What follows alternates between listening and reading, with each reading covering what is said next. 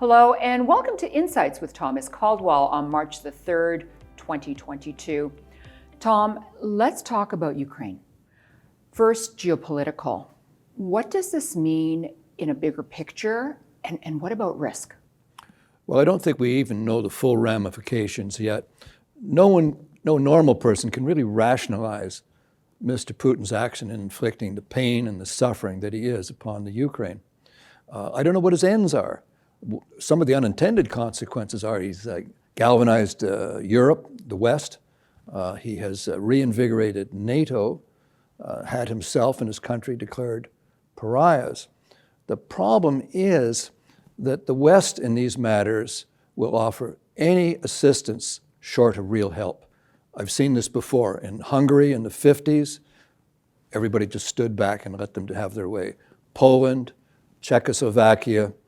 Sadly, militarily, this looks very serious, and the heavy stage of battle is really just about to begin.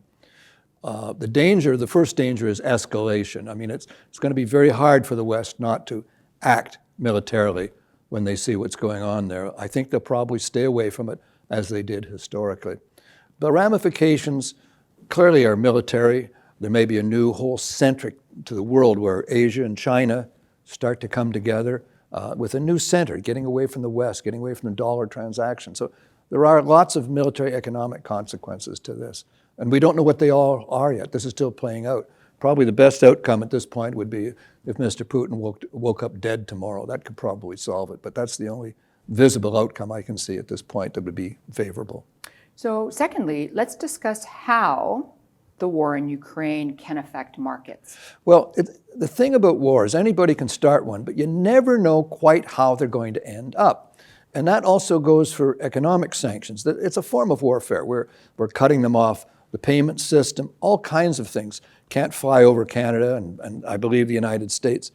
But you don't know quite how this will affect the economy as it moves backwards. Clearly, it will have an impact on Europe, particularly Germany, that are very dependent on natural gas. This climate change got everybody to get away from their own generation of power. Canada, for example, should have LNG plant, liquid natural gas plants in the Pacific and also on the Atlantic side where we could be supplying that. But we keep talking for the last 25 years. So I think what this has done is remind everybody that evil is, and it does exist, and it's allowed us to focus on big issues as opposed to the rather pathetic mini issues that we concentrate on in the West. This is a whole new game changer.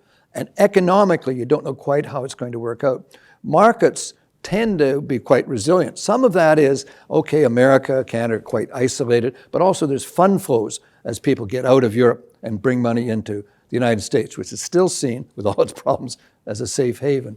So I don't think we've seen the connotations yet. Markets have actually handled this pretty well. Some of the U.S. banks have been hit a little bit. They're bouncing somewhat today, but the market's stronger as well. So we don't know yet how it's going to work out.